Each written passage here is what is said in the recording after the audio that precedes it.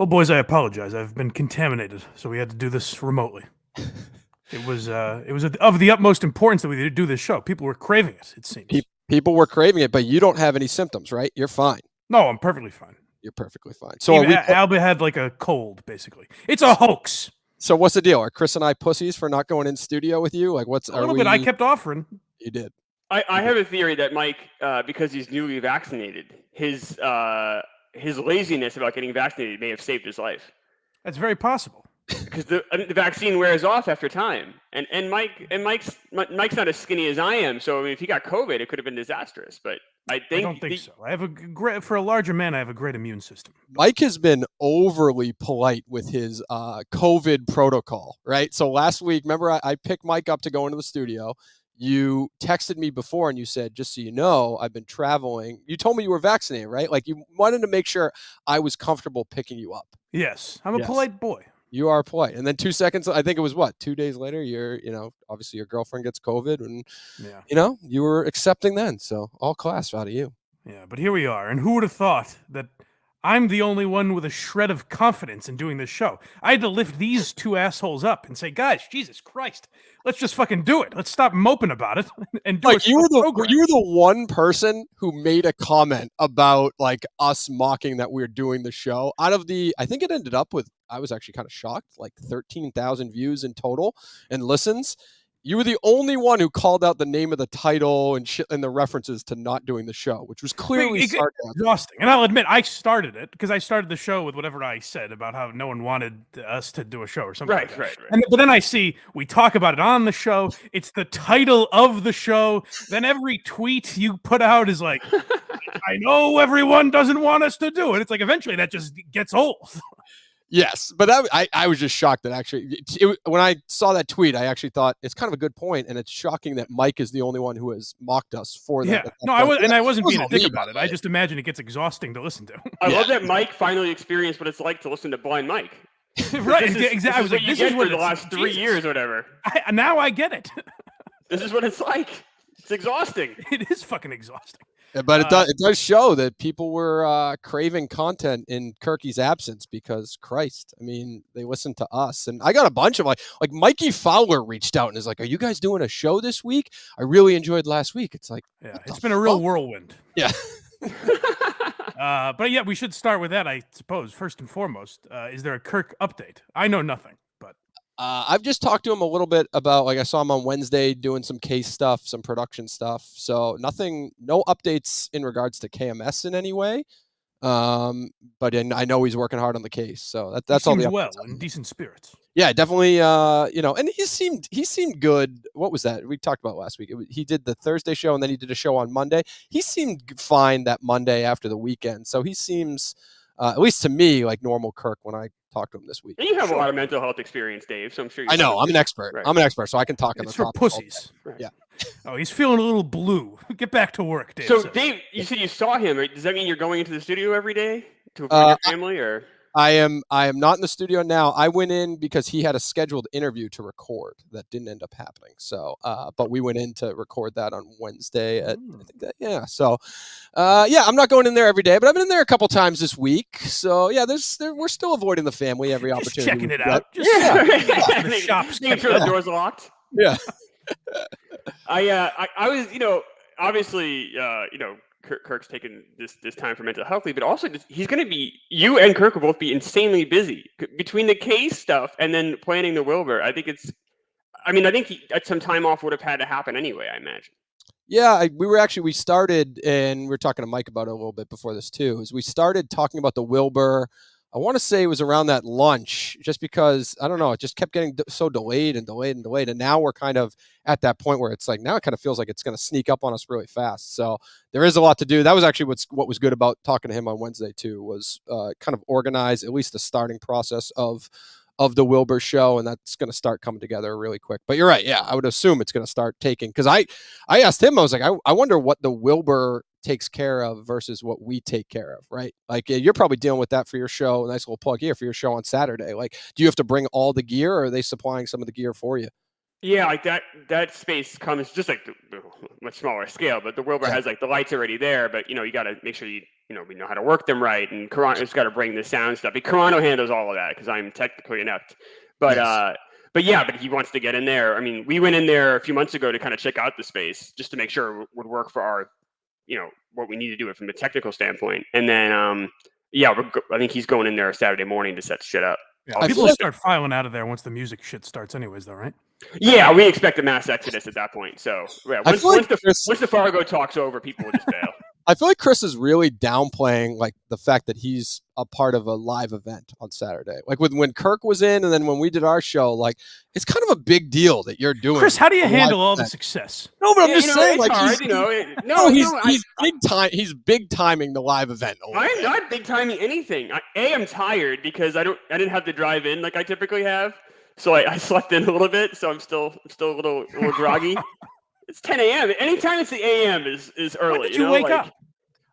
Well, I mean, I wake up early to go to help out with the dogs now at the shelter because it gets me out of the house, But if I had my way, I'd get up at 11 o'clock every day. Oh, Jesus, I can't do that. I do nothing and I get up at 6 a.m. Yeah, but I mean, now I get up. But the older you get, you can't sleep as long as you used to. But when I was a teenager, I'd sleep until like 1 p.m. It was great. Oh, you're a regular Justin Trudeau. Well, I go to bed late though. I don't sleep for 17 hours straight. I go to bed at like 3 or 4 and get up. Well, I guess it is still a long time. Yeah. Bad news, by the way, as far you guys are missing out at that Quantum Week live show, and I have to apologize. What's the bad news? There was going to be a big surprise. Old Mikey was going to go up with the warthog. Wasn't going to make a big show of it. The celebrity was going to show up and say, "Hey, folks, I'm just here for the guys." But I got COVID. Well, the COVID is in my home, so I can't go now. You would have been mobbed. What is like Beatles in 1964? How do you respond in that situation, Chris? If you just see that Mike is there, do you have to acknowledge him behind the mic? Intimidating. Enough of a celebrity? Yeah. At first you're rattled. You try to like set yourself down. I might have to like maybe walk off stage, compose myself, go back on stage, and like try to just set myself. Yeah, we want to thank Mike Geary. Mike, stand up for a moment. Ladies and gentlemen, Mike Geary. Come on.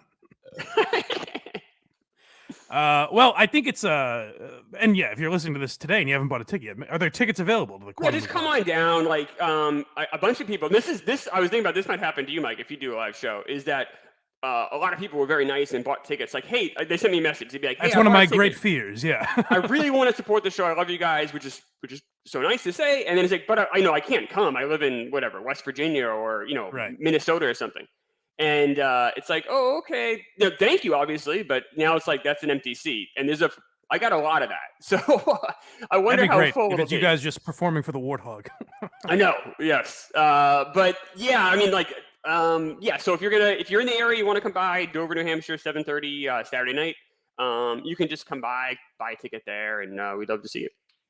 Well, I think it's a testament to the great Kirk Minahan show and the world Kirk has built, because there hasn't been a show in 2 weeks, and every topic we're going to get to today is somehow KMS related, it seems. Well, it keeps the machine keeps running. It feels like even, I don't know, we talked last week ad nauseum about the Business Insider piece, but it even feels like with Portnoy, like that's all he's talking. I mean, he obviously does the gambling stuff on the weekends, but his entire show this week was all about the Business Insider piece and potentially what's to come, like what the next article is going to be it from the New Yorker or from Business Insider. Like it's all. Well, it's not the New Yorker, Dave. What a New York Magazine. I'm sorry. Yeah, it's a big difference. Yes. Did I type New Yorker in the text too? You got a funny political cartoon about Portnoy. Yeah. I don't think it's going to be New Yorker covers really sophisticated, elegant things, and in a very Portnoy has been harassing his coworkers. It would be a ridiculous. Yeah, but the New York Magazine is nothing to slouch about, isn't it? Isn't it? New York Magazine is certainly more nothing pop to slouch driven. about. Yeah, well, you know what I mean. Yeah, that's more of a pop culture. It's nothing to be hunched over at. There you go. Sure. I think New York. Who owns New York Magazine? I think it's. I know Vulture. If you look at Vulture, that's a partnership that they have. Vulture and New York Magazine are one and the same. Yeah, I think it's Vox. I think you're right. Yeah, I think Vox owns it. Yeah. So I don't know. That's all Portnoy's talking about too. And then everything else, I think, when I was texting you guys ideas for today, one of the things they were talking about was, do they think activists would stop if Portnoy left the company? Portnoy said absolutely they would. And I probably agree with him purely on the sense of like Dave's the only one who goes. Dave and Look Kirk at that! Did you see that? Did you see what just happened? The hell's going on? The dog? No. The Jets collapsing. Oh boy. Good Lord. My Jet sign fell. It's kismet. Yeah. No, but I was talking about the what a season. Would activists still go at them? And the reality is like Dave and Kirk are the only ones who like go to that level. I think they said that on the show, right? Like everybody else has their own niche and is pretty much safe content at this point. Yeah, Kevin gets a little bit of that where sometimes people pipe up at Kevin. Yep. He would be the only one. Yep.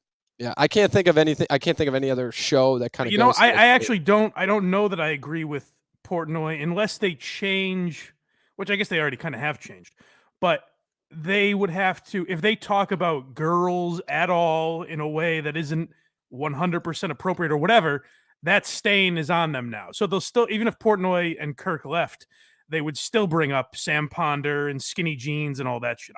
I think maybe I'm totally off, but well, from the past, I think KFC was probably the only one I overlooked in that situation. But I don't think there's any other person that works at the company that would ever even like. You can't dig up really anything else on anybody who's anybody besides those three. I would think. No, unless you were really digging and taking shit out of context. I would say I can't think. Like I'm sure you could find something Feidelberg wrote 10 years ago that could get him in trouble now. But what did you guys think of Portnoy's? I texted Chris and said, you know what? I was too critical of it because I think we know too much about the story. So to me, I said it sounded like Lenny Bruce reading court transcripts. It just sounded like a man who's gone mad, proving his innocence. But then I realized that most people don't know the story that well. So I think him hyping it up and getting everyone to watch that breakdown of it let a lot more people know exactly how horrible the journalism was in that Business Insider piece. I mean, go ahead. Go. No, I was just going to chime in. I mean, I just thought it was just rehashing so much of the stuff we'd already heard. So I guess if you're really in the know, or not in the know, but in keeping up with the story, it was very boring. But maybe if you had never heard that stuff before, it was really eye-opening and enlightening. I mean, I kind of understand why he did it, but it was just, to me, it was just boring. But, yeah, even like I saw, I think like Deke Zucker or someone tweeted the smoking gun, which was that like TikTok video or whatever it was. And I was like, that seems like kind of the same shit we already knew. But I'm sure there were like, 40,000 people on YouTube alone watching when I was watching. So I'm sure some of them didn't know that shit. And it was also those tweets or those Instagram posts from like a burner Insta. What do they call? That's what it was. Finsta. Finsta, from the Finsta with like the Trump shit and like, most embarrassing fuck I've ever had or something like that. It's just, I don't know. I was a little bit of a letdown too. Like we had already covered at that point. I'm assuming everybody who follows Dave and listens to the Dave Portnoy show knew everything except for those 3 posts. So I felt like he could have wrapped it up in like a 3-minute video or something. But I don't know. Either way, it was funny. Like my biggest takeaway was some of the funny shit with like the lighting and stuff like that. So it was entertaining to some extent. At the beginning, when there was some technical difficulties, I was like, "This could go bad. This could be a horrible look." Who was that bird? Austin. I was like, "Oh, this sucks for Austin." I felt so bad for that kid. There. We've all been there. He's just gonna get buried on Twitter, but I think he survived it. Yeah, but now there's another piece coming out. This is the one they should have reached out to me about, a toxic work environment. Now I'm on board. Come on, guys. It sounds like there might be like 2 pieces, right? You have the one piece in as Dave would say, the New Yorker, and then you have the one piece in the Business Insider. Or I guess they're going to follow it up with something. Yeah, so Dave was saying on his show that apparently he believes that like there's a tactic with Business Insider where they withheld some information from the first story and that they'll send a sequence of news stories out there. And obviously Julia Black is on Twitter and like pinned it to her profile to say, if you have anything else on Dave Portnoy, please send it to me. So I assume that Business Insider will come out with at least 1, if not 2 more. And then the New York Magazine one, he's been expecting for a long time. But I think like, I don't know, the workplace stuff, if the Barstool workplace culture was that horrible, don't you think a lot of their premier talent wouldn't still be there at this point? Like they're going to go back to the same people. They're going to go back to the Sophia from Call Her Daddy and her 2 friends that left the company at that point, and like one other who were never there, by the way. That was like a big thing with them, is they weren't in the office. Who, the Call Her Daddy girls? Call Her Daddy girls. Yeah. And like even Alex herself, I think Dave said this on the show, like they were trying to basically like extort Dave and say they would say bad shit about the workplace when they were trying to renegotiate their contract. So it's just, I don't know. I think he's like overhyping all this stuff. I think we saw the worst of it. I don't think anybody's going to give a shit about what's to come unless they have something that we're not expecting. Yeah, well, so what did he say? You said he said something about Kirk. I didn't hear that. They were talking about let me just see. Yeah, let's see if you guys can hear this. They were talking about like toxic workplace, toxic culture in Barstool, and they were brought up Ellie, and Kirk came up a little bit. Not to go back to the toxic thing, but like even that, it's like what you could say with toxic, like because Kirk freaks out on people. That's toxic. Like 100%. But they've called us toxic forever. But you know what? MTV Real World's probably a toxic place. 100%. Oh well, like we're a real world. Like I mean, Ellie Schnitt 100% could come back and say it's toxic. She like got into it with Kirk. It was a toxic environment all the way around. By the way, she was in pictures with Julie Black. Rico would probably say it's toxic around here. 100%. Did you guys hear that? I mean, it's not. It's normal workplace shit. I think when you're basically a long reality show, which is Barstool all day. You know? Yeah, well, I would agree with Gaz's. Come on, where it's like what.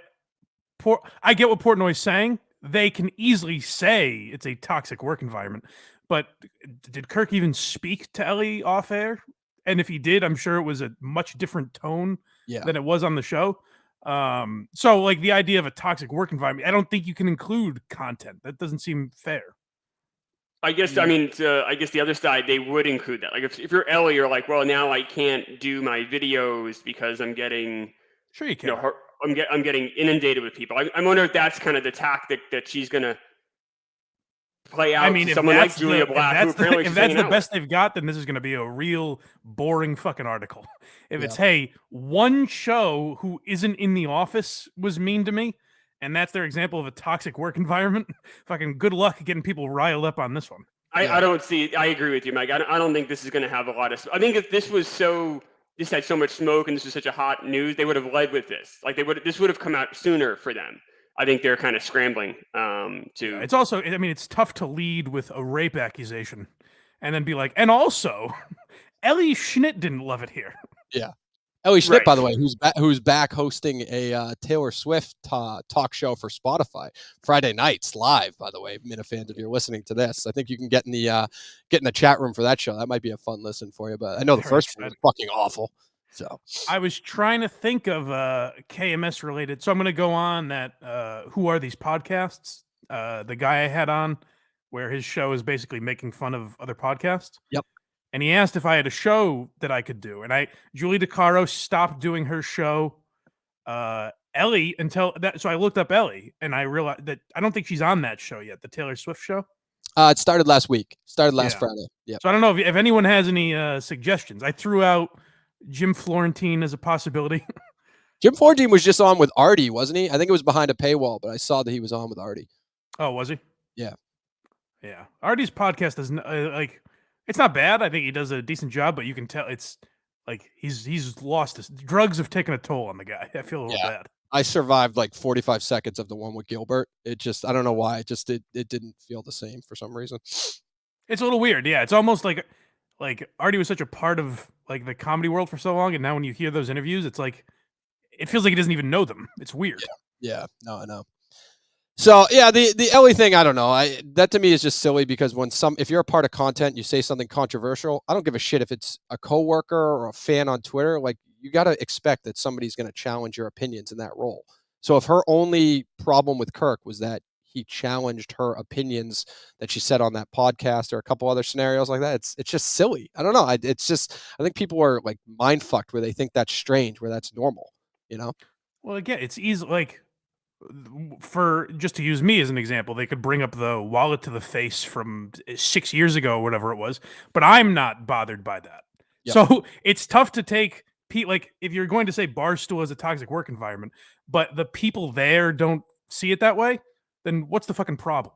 True. You know what I mean? Like you're free to leave if you don't like it, and they're pretty upfront with what they are. Like people spin that like having you sign. Basically, I won't get offended by shit. You know what I'm talking about? That was a big deal a few years ago. Yep. People spin that into some like horrible act by Portnoy so he can get away with harassment or something. I look at it the complete opposite, where they're being upfront with you and saying, hey, you're going to get some shit on. If you want to be part of content, there's a chance you run the risk of catching some shit. So just be aware of that before you head into this. Like, I think it's being honest about who you are rather than the opposite. I think what the problem, though, is with these things is they can spin it however they want to, and they will. So they'll say, oh, the reason that it's different for you because you're not employed there anymore, but the reason someone might not say anything is because they're afraid of Dave. No human being would want to have wallets thrown in their face. And the reason they're not speaking up is because they're afraid of this tyrant. They're afraid, yeah. I mean, you can leave, you know. Right. I mean, I guess for me, maybe some people's situation is different. The pay was not so astounding that I said, well, I've got to put up with this, you know? Like, it's, I don't know. I have very little sympathy for people who feel like they're getting bullied at work or whatever, because it's like, just find a different job, I guess, if you hate it that much. Yeah, and I don't think anybody, I mean, there are some people, I think, that left Barstool, but like even the guy, the asshole there who fucking tweeted out after Kirk went on his mental health leave, Josh or whatever. Oh, yeah. Like, he had a problem with Portnoy, but he didn't have the balls to walk away from Barstool. I meant to ask you guys last week when we were talking about that episode of the Dave Portnoy show. He referenced, he said clearly they have some sort of inside source or something like that. And Portnoy was like, it can't be anyone. I can't think of who it would be in content other than one person. And it would be so obvious that it's him that it couldn't be him. Yep. Were they talking about Josh, or is there someone I'm not aware of? I thought the same thing when I heard him say that. I don't know anybody else. I thought Josh as well. Yep. Yeah. What a fucking loser that guy is. Yeah. He's the perfect example. Like, if you hate it that much and you think everyone's racist and these horrible monsters, just leave. No, I don't. What are you doing there? No, I didn't even know what he was talking about, like the inside source of Barstool, because it was like, remember that reporter who tweeted out that like Dave was sick, He's coughing. Yeah, right. But like, yeah, all you had to do was watch, you know, one of Dave's live streams, and you knew the guy was like on his deathbed, basically, right. You know, for the last week and a half or whatever. So I didn't even know what he was referencing. You know, there was nothing in that Business Insider story that I felt like came from within Barstool. So that's what Dave's point was on the podcast too. He was saying that anything that was being leaked was stuff that you could basically take from just looking at Dave's social media. So Dave seemed to kind of dismiss the idea of a leak. It seemed to be like the other guys there were more, Barstool Eddie seemed to think there might be a better chance there was a leak than Dave did. Right. I will say this, like listening to Dave, like I probably would be the same way. I think we all would be. Like he did not sound, I don't know. I think it's just beating him down, right? Like you got 2 publications, if not more now, after that story went, you know, national, basically, that are just looking into every sexual experience he's ever had. Like he sounded kind of like a beaten man at moments of his latest podcast. It was rough. Like he couldn't even he couldn't talk about anything else but this either. Like Eddie kept trying to change the topic, and Dave kept going back to it and talking about how frustrated he was. You can tell this is like really obviously on his mind, but this is really like dominating his thoughts. That's the tough thing from like a content perspective, is eventually people will get sick of hearing about it, even though it's on the forefront of his mind. Like you can't blame him at all. I'm sure that's the biggest thing maybe ever that's happened in his world, where, you know, like a giant publication calls you a rapist, essentially. Like, I would imagine that would be at the forefront of your mind all the time. But and we were talking about this a little last week, but like, I haven't heard a lot of people cover this. You know, like, obviously it affected the stock price, but like, I haven't heard it on CNN or any, you know what I mean? Like, other than Portnoy going out and talking to Tucker Carlson or whoever. Yeah. Yep. Yeah. No, he kind of like brought the publicity on himself by fighting back, which he had to do.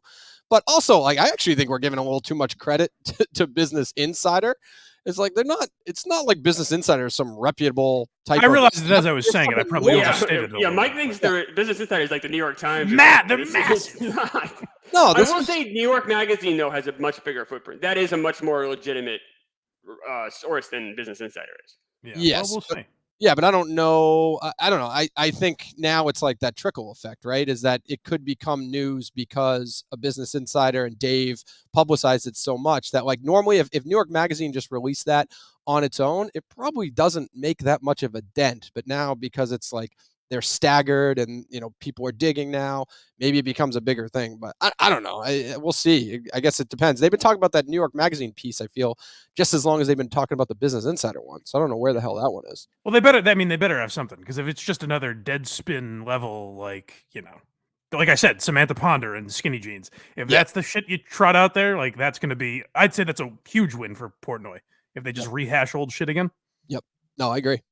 But yeah, they'll never Business Insider, Julia Black. No one will ever ask who the fuck is Bob Murchison and why are you writing about him. Any of that shit, they'll never have to answer. And another example of that is you saw Jerry going at it with what's his name, Seth Abramson of the New York Times. Yep. So I guess he's from Boston and was victimized by having listened to the Dennis and Callahan show for years. Well, it was such a weird thing. So he says he's from the Boston area, and he's like, growing up in the Boston area in the 80s and 90s, all you heard was Jay Severin and Jerry Callahan. And I'm thinking, like, all right, if you're a little boy, don't you listen to a lot of Jay Severin? And then Jerry didn't have his show on EEI until the very late 90s. I'm talking I remember he did the 10 to 2 shift because they had the Fabulous Sports Babe. And that was like 98, 99, 90. Maybe he got his show in 99 in the mornings. But he didn't have he wasn't talking politics until the 2000s. And by then, Seth, Abramson? He's older than I am. He was a grown-up. So the idea that he was tortured as a child by Jerry Callahan is a little disingenuous. He's just running EEIs on everywhere he goes. Every room he walks into, EEIs on. And it's also totally overstated, which I think back then, because every show only talks sports on their shows, and Dennis and Callahan actually went into politics. It made people think that they talked more politics than they actually did, just because they were the only ones to do it, and I mean, probably because Jerry was very aggressive when he did it. He was he stood by his opinions. It wasn't Dino was kind of still a talk show host, kind of so, I don't know. Jerry, and the show didn't start out like that. It was primarily a sports show. In fact, they used to have, in 2002, it must have been, or 2000, because the year before Theo Epstein was GM, he was a regular guest on the show. Theo would come on weekly with Dennis and Callahan. I'm sorry I missed that. Which is crazy to think about. And then all of a sudden it stopped.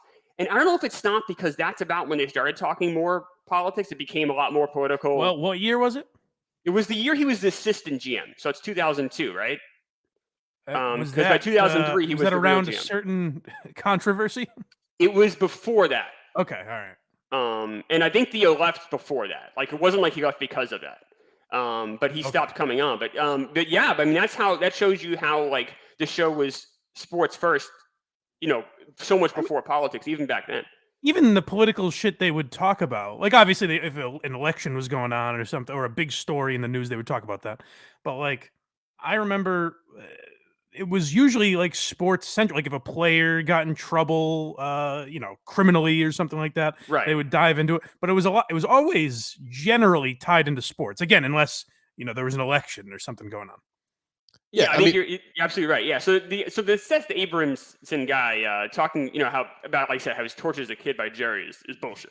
Yeah. So what did he say? For people might not have, if you don't have Twitter or anything, you might not. Well, have if you back up all the way to the start of it, so Sports Illustrated sends out a tweet that says, Sports Illustrated Sports Person of the Year will be revealed during an annual Sports Illustrated award show on December 7th.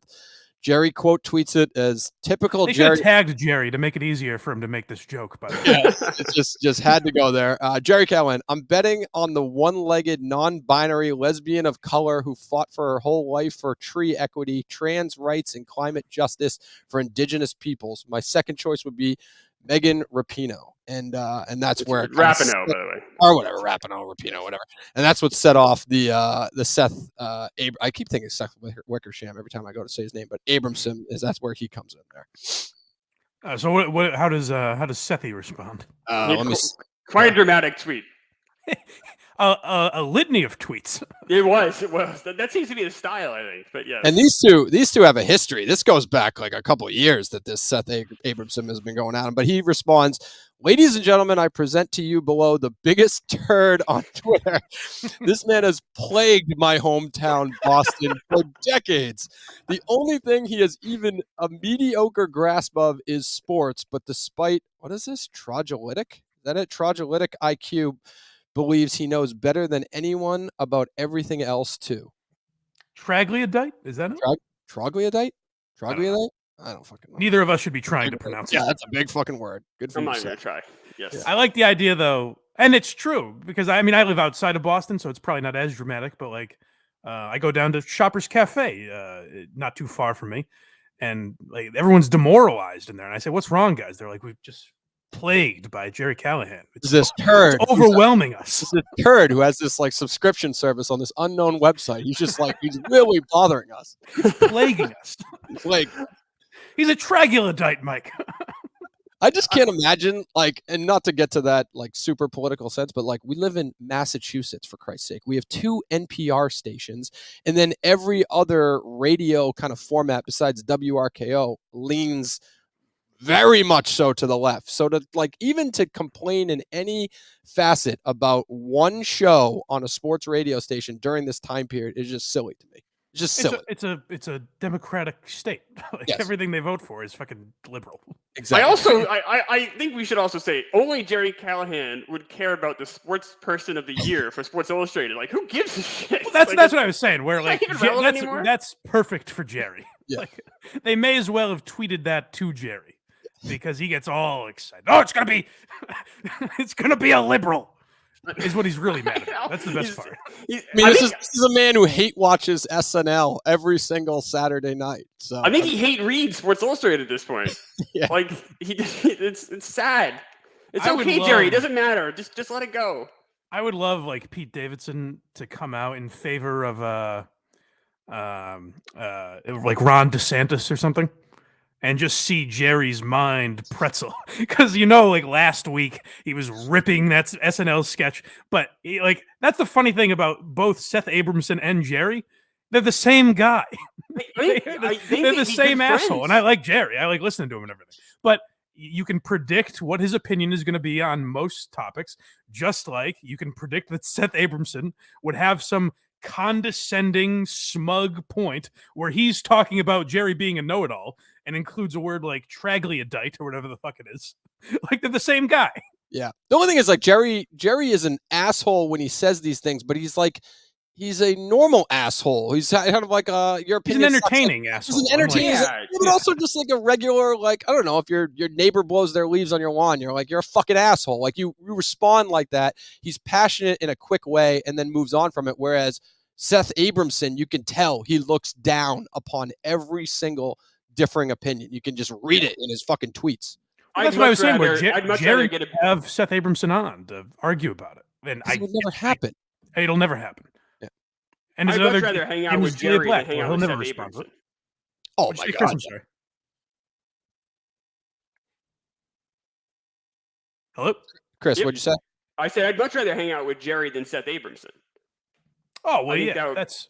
I think Seth MacFarlane said that about like Republicans just in general. Like I will vote with Democrats, but I'd much rather hang out with Republicans. Yeah. Like it's just a more fun group. Imagine hanging out with someone that uses the word troglodyte. I can't get over it. If we're So if you saying hang out with Dave, that'll never come up. that's true. That's why I do that. Yeah. I will never say that word.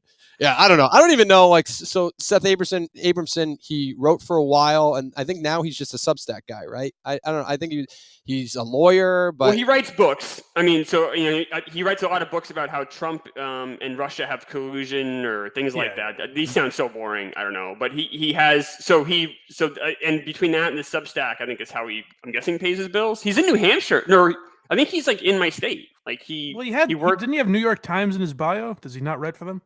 I think he used to. I don't know. Maybe the ones that publish his books. I have no idea. But he definitely has New York Times in his bio. And I think he's like a college professor around here. I don't know. Oh, very. I'm surprised he's so liberal then. No, shocking. Yes. Well, so then Seth Abramson went on to say like, Jerry's shtick is that he hates black women. Yep. Which I don't know that as a shtick of Jerry's. I know people call him racist and everything. I can't think of specific examples as far as like specifically him going after black women, which I would say it seems like Seth can't pick an example either, which is why he doesn't list them. He just throws it out there and will never show any proof. And if people call him out on Twitter, they're bullying him.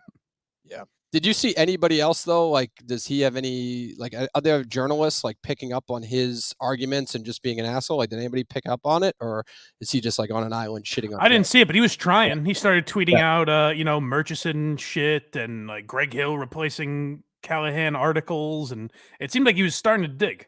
Yeah, he has 1 million followers, so I was like, oh shit, like this is gonna get real, and it was just kind of that liberal, hyper liberal bubble that kind of went after Jerry, but after that, it didn't seem to have a lot of sticking power. It seems like the Talib Kweli. I think Kirk uses that as an example often. The Talib Kweli thing. He has 1 million followers, but people have just like muted him because they know what he's going to say. Yep. You know what I mean? So I think Seth Abramson calling out a Republican is probably not that big a deal. No, I would. Right. Yeah, it's another day in the life. You had a good tweet there too of like how what would you say, how stiff is Murchison right now, seeing somebody else hard as a rock. It was Seth. Oh. I got some information for you. I'm sure that happened. So I don't know. I don't know if Seth cares about going after. I think he did see a tweet that was like, you don't have to unfollow Jerry Callahan or block him or whatever. He just wanted to make sure he called him a fucking turd, which is well. You gotta feel good for Murchison though, because you figure he must have been bored with Kirk out, and now he's got something to do.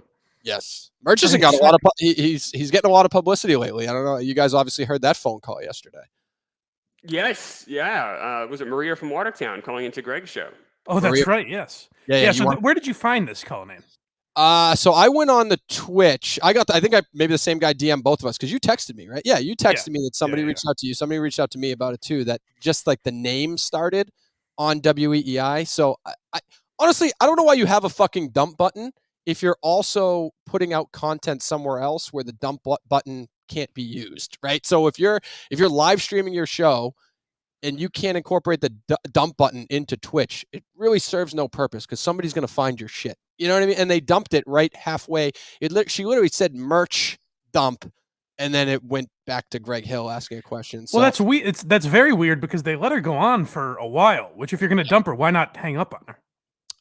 Yeah, that's true. Yeah, I don't know. They probably, in hindsight, probably going back, the moment somebody says Murchison or starts to say Shirley Young's name, they'll probably hang up on people in the future. But I just went back to Twitch, grabbed the whole unedited version. I'll play it for you guys here.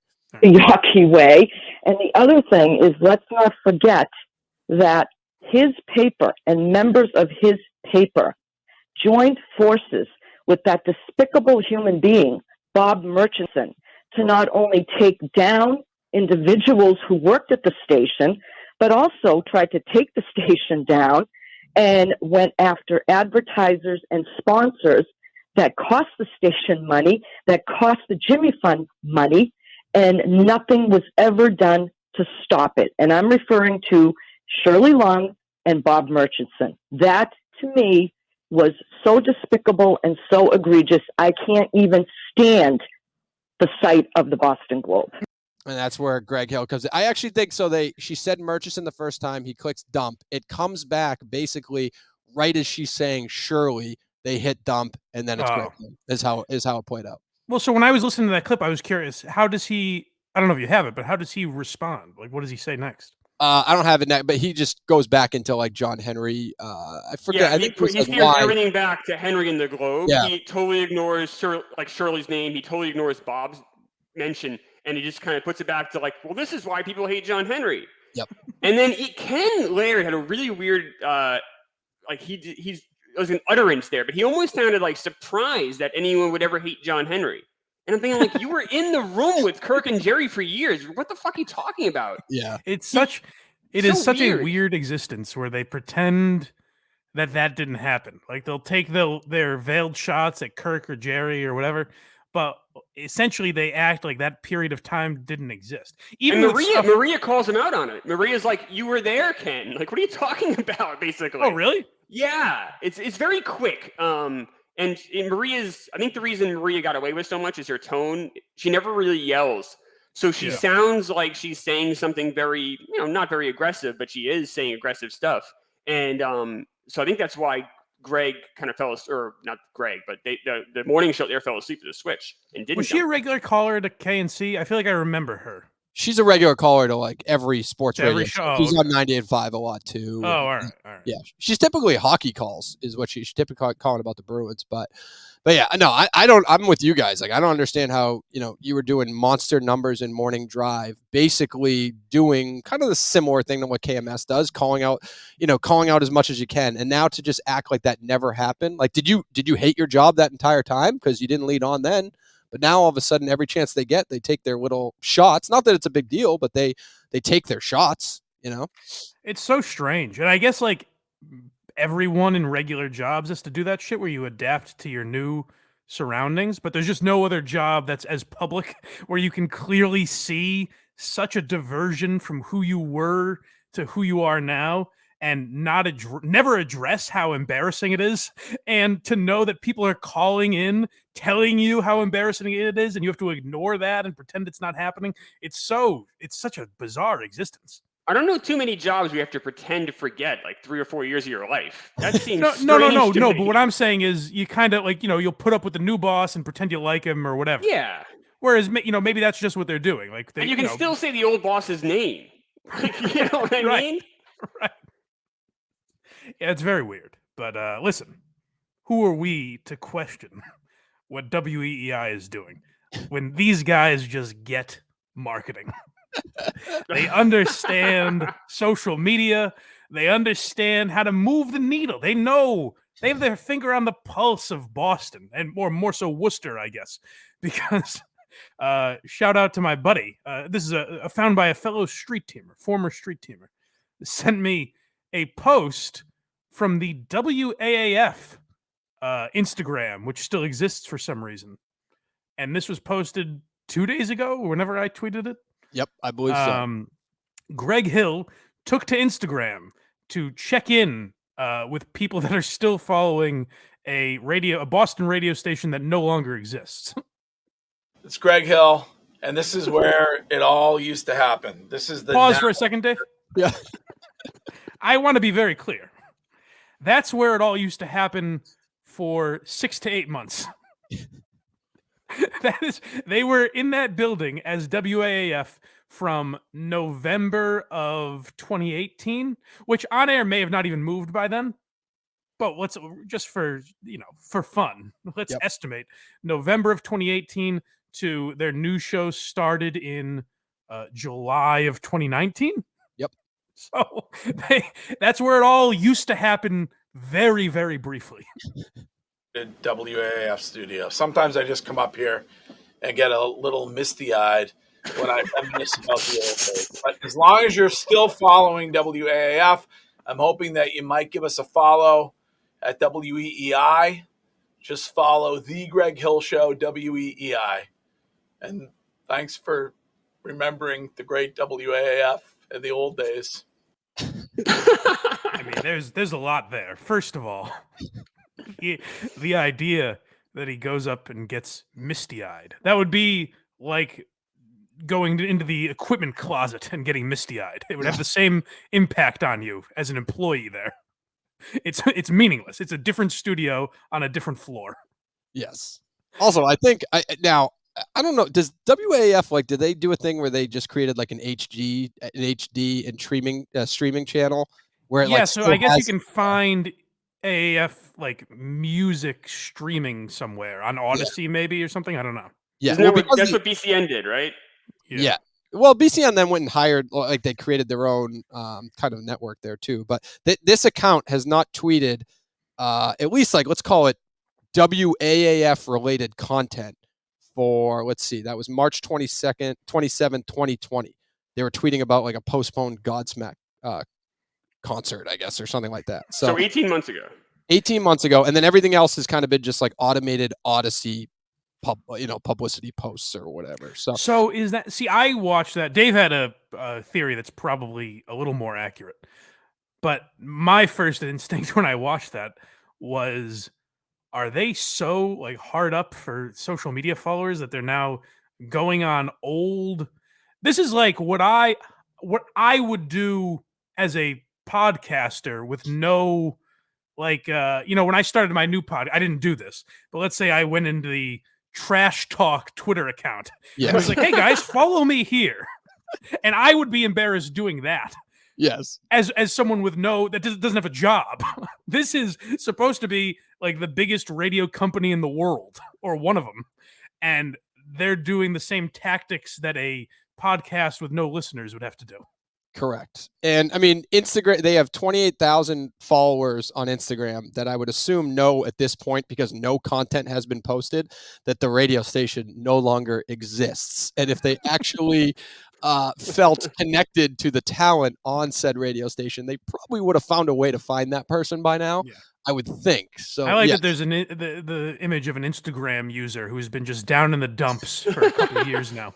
Oh my God, it's AF posting. Greg Hill, he must have died. I miss him so much. Where did Greg Hill go? And finally, oh yes, the dawn of a new era. If only I had known. So you see that on Instagram. I see that on Twitter, right? And this is where my theory comes from. But I see that on Twitter from WAAF's Twitter account. And I don't see it from WAAF. I see it from Mike Thomas, who was just hired to be the market manager of Entercom Boston, basically. Right. Former kind of ran the 98.5 and sister stations or whatever. He quote tweets it within seconds. And then retweeting him in that post is every talent of the morning show and the producers within a 5-minute like time frame of each other. So now you just get this image of, okay, well, they probably just met for the first time as a full show, be it on Zoom or in person or whatever. And Mike Thomas came up with this big idea to go back to all the social channels of WAAF to try to win back all those audience members. And they're all just sitting there like, yes, that is the right move. Greg, you got to run to the studio right now and film that selfie video and get that out there ASAP is kind of the vibe that I got. So even like, let's get beyond that and say that they have to do it. It's their job. Their boss told them to do it, whatever. Why not handle it like, hey, if there's anyone still following this account, make sure you follow EEI. Not this, sometimes I come up here and get misty-eyed. Like, is he trying to be getting teary-eyed at the end? Is he trying to be funny? I think he is. Yes, he's trying to make a joke, but like, I think you need some sort of either explanation that they weren't in that studio space for very long, or he doesn't miss AAF. It's a very strange. I'm sure it was very thrown together quickly, and he thought this. It's a joke with none of the makings of a joke. No. Yes. Yeah. But he wasn't really sad. Greg seems to be a guy that really doesn't give a shit about very much, so I doubt he was too misty-eyed. Yeah, no, I can't imagine. Picturing the 3 times LB drunkenly stumbled in there. Oh, what good memories. Right. All right, boys. Was there anything else we wanted to get to? Well, I guess so. Justin has a podcast coming out. Yeah, I was bummed when I saw that tweet this week. He said that what is it, Matt from Rhode Island, which I think you worked with him in a couple different scenarios, Mike. Yes, right? He's on Why You Laughing. He's on Why Are You Laughing, and he's going to co-host it with Justin. I was hoping that would come out this week, and that would basically fill the hour that we would do today. But unfortunately, it appears that he's going to be taping it early next week. So we have something to work with for later. Actually, we got the holiday next week, Thanksgiving, but maybe. Yeah, we're going to be back in 2 weeks, right? In theory. Yeah. I think less is more with the 3 of us. I think you guys would agree. Yeah, I was going to ask about that because I won't be around anyways. Dave shitting on us again, being so negative. Hey, we got through like 40 minutes without it. I'll allow it. That's true. Yeah, there you go. And I won't title this won't be titled the show that should never. Can you believe we're doing this, everybody? Who wanted this? Maybe I'll just do it to be a fucking asshole to you, maybe. So it was really more like me being fearful of it. It felt like we were all doing an impression of what Kirk would have said about us. Yes. So that's why I was like, all right, enough. Yeah. I don't have a game this week. But I do have a podcast idea I might be doing starting in the new year that I wanted to run by you guys and see what you thought and if you had any ideas for me. Please. So I think I'm going to try to see a movie every day in the movie theater for like the entire year. Oh, wow. What an endeavor. How are there even 7 new movies a week? No, you'd have to like a lot of movie theaters show classic movies. So you'd have to like try to time it right. It'd be quite a bit logistically to try to figure out. And I might need to like make trips to New York and stuff to do it. Okay. And how does the podcast tie in? I think I would just review those movies and also just talk about the experience of losing my mind going to see these movies every day. So are there going to be 365 podcasts next year? I don't know. I haven't figured that out. I mean, I think I'd probably do it at least 5 days a week, but they'd be pretty short. They'd be bite-sized, like, I don't know, 10 minutes to half an hour at most. Okay. I'm sure. I'm interested. Do you think the new movie aspect matters, or do you think people would just be like, well, why wouldn't you just watch like old movies that you haven't seen? You know, like what? Well, I have to see it in the movie theaters, so I can only go by what the movie theater is showing. He's bringing back theaters. I mean, right. Or do we have a title? No, we don't. No, I tried. So I was like, I want to do like everyday cinema or like daily cinema or cinema daily or something like that, but they're all taken on Twitter. So I might end up just biting the bullet and like, still picking one of those. I'm trying to pick a name. Chris's Wacky Adventure. Chris's movie endeavor. No, I don't know yet. I don't have a title yet. But like, all right. Well, it's definitely an interesting idea. You have no shortage of ideas. Is this another move of you trying to branch away from Matthew Carano in some way? It always comes back to Carano. I'm kidding. But I just want to. I don't know. It's something I've always thought about doing. It's been done twice before. Someone in 2001. Do you guys ever watch any great idea? Did you guys ever watch Mystery Science Theater 3000? I know of it. Yeah. Yeah, so the guy that played one of the robots wrote a book about it, but that was in 2001, and it was a book like he would go to different movie theaters all over the country and do it. It was like a different type, I think, of thing. And then someone in England did it like 5 years ago, some British woman, but she didn't really have any social media thing. I just think the idea of doing it daily it's never been done on a podcast before, and I think doing it daily and slowly hearing me lose my mind would be at least entertaining. It's an interesting idea if you think you can stick to it. The problem is, the first Saturday that you have planned, like you have to go to a wedding or something. I know. How are you going to do it? I know. I'm at least, I'm going to at least commit to it for the first month for sure, because then I think it's more, I think that's more achievable and see if it's possible. I don't know. But I just didn't know if you guys had any like ideas as far as like how this would make sense from like a monetized standpoint or from a content standpoint. I was thinking about maybe just doing it through StreamYard because I got to produce it myself. So through StreamYard and then bust it out through the podcast channels or through YouTube or I don't know. It might. It might be a good thing for Patreon, even though I'm sure you want more people to hear it. But like, it might be a good thing to drive people to your Patreon because I think people would be interested in. There would be a segment of people that are very interested in following that journey. I think. I almost feel like it might be better as instead of like a full-on podcast, like a vlog, like you like kind of like documenting before the movie and then after the movie. Like I don't know. I'm trying. You got to think through it a little bit more. That's what I mean. Where it's not even necessarily a podcast, but something to throw on Patreon or whatever. Yeah, Patreon. I just want to make sure it just has because it's different than a big name celebrity being able to just start a Patreon, or even Quantum Week when we did it, we still had to build the audience for a couple years before. That's what I mean. Your Patreon. But then like I'd rather have it. I don't know.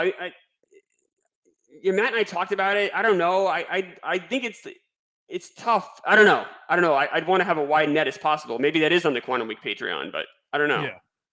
All right. Well, give Chris any ideas. Yes, please. Yeah. So I'll throw that to the audience and see what they think. If they think this is like the dumbest idea they've ever heard, or if they're like, oh, I would actually be interested in that. I like it from the perspective of enjoying watching a descent into madness. That's the angle that I like most. Yep. But I'm not going to give a shit about 90% of these movies. Yes, and a lot of the movies would be terrible. So I think it'd just be me just like dumping on movies, which I think is pretty funny. I think like a bad criticism is funnier than a good one. So I'm sure most of these movies are movies I would never really want to see. Yeah, I do like that you have to see like every different genre. Like you'd have to go to kid movies, G-rated movies and all this bullshit. I like the idea of seeing how miserable you would be watching like, Clifford the Big Red Dog 3, something like that. Yeah, I see. I more like the idea of it like tearing Chris's marriage apart and just ruining his life. What a friend Mike is. Huh? The alcohol isn't going to do that to his marriage. I don't think the movie business is going to do it. Yes, well, I'll be drinking a lot this weekend for sure. Why is that? Well, we're going out Friday night with a few people who are coming up for the show, and then Saturday is the live show, and after the live show, I'm going to go out. Oh, after the live show, okay. Yeah. Anything to expect for the Quantum Week fans? Anything special going to be happening? You just like tease. Is it going to be different than what people are expecting? There's a few different. We have a few different wrinkles we kind of planned, and then be a few different things. So, it's going to be basically a regular show, but then we did add a few different things that we wouldn't typically do. Very exciting stuff. We have Matt Carano. I mean, you got when you have Matt Carano, you gotta maybe pull out all the stops. Absolutely. Very disappointed that I've become a social pariah and I'm not able to attend. Well, we'll miss you for sure, Mike. You'll be in our thoughts. Thank you. I appreciate it. And Chris may be on an episode of Why Are You Laughing in the coming weeks. Oh my God. Very exciting. What happened to the SNL podcast? I want to do it with Kirk, but Kirk's. Well, you're holding out. Kirk told me that he thought it would benefit me more than him. And I said, yes, that's absolutely right. It totally would. I'm not arguing that at all. It's a fair point, but all right. Well, check out all that Chris has going on at what is it? Patreon.com/quantum_week. Yeah. You can go there for all the Patreon stuff. And and then obviously if you're in the area in Dover, New Hampshire, Staten Island, looking for something to do, come on by. It's the Strand Theater, and the show will be fun. Very good. Anything else, Conan? No, I assume we'll be back to normal in a couple of weeks because obviously we're doing this remote and remote sucks. So hopefully we'll all be in the studio together. Nobody was shocked that those contest winners didn't want to hang out with us this week. I was a little bit, quite frankly. Yeah, I was a little perturbed. I think they want to see Kirk Minahan. And what do they say, Dave? Like, how did that conversation go? Like, what happened? It was nice. It was kind of just like, I don't know. It was, I don't want to read into it too much because it'll hurt my feelings. So I think we'll just let it be what it is. They want to meet Kirk and hang out with Kirk in the studio. Yeah, it makes sense. I suspect that was what they were paying for more than anything. I do like the guy who lied and said like his kids have been sick, so he's not going to travel and all this stuff. Oh, perfect. I've been sick too. It's no problem. No, that was not a lie, Dave. I know who you're talking about because he was going to go to the Quantum Week show and he reached out saying he can't do the Quantum Week show either because his kids are legitimate. Oh well, then it must be true. Yeah, if he's going to miss Quantum Week. No, that's not it. No, he said because he reached out like a month earlier, all excited to go, and then right. Maybe he got cold feet. I don't know. That's true, Mike. Now my feelings are getting hurt. All right, guys. Well, before our confidence shatters, let's get. Can I just say one more thing? I do love the fact that guys who called EEI hundreds and hundreds and hundreds of times don't see any value. Like, would not want to hang out with us. Like these are people who are so bored they're calling a radio station 1,000 times, but still not bored enough. Oh, that's right. I forgot. That's why I was thinking these were like they donated money or something. No, I forgot they that's simply these maniacs. They simply have a lot of free time, but not I think enough to hang out with us. I think it was more the timing of everything. Like Kirk just left like a week and a half ago or whatever it was, and it's just like weird. I don't know. It's kind of so. I feel like I'll keep in touch. I got their names. We're not gonna. We'll make it up. Well, I'm sure that's what they want. I'll make it up. They don't want to hang out with you. They didn't want to be in the same room as us. They don't want you to keep in touch. At some point, hopefully after the Wilbur, KMS will be back. Who knows? I don't know. I'm just guessing, but hopefully we'll be able to get them in studio and then go. I don't know if it'll be Papagino's now. They're not getting back to me with some of the stuff I reached out on, so maybe we'll have to go somewhere else. Did you see Papagino's new slogan? No. Welcome to the Doe Show. No, that's Papa John's. Oh, I'm sorry, Papa John's. Damn it, yes. You're right. Welcome to the Doe Show. Well, either way, it's good. Yeah. It is good. I liked Papa John's original slogan better, but on conference calls. Yeah. Why don't you say that for us, Mike? Well, we'll get out of here. Okay, all right.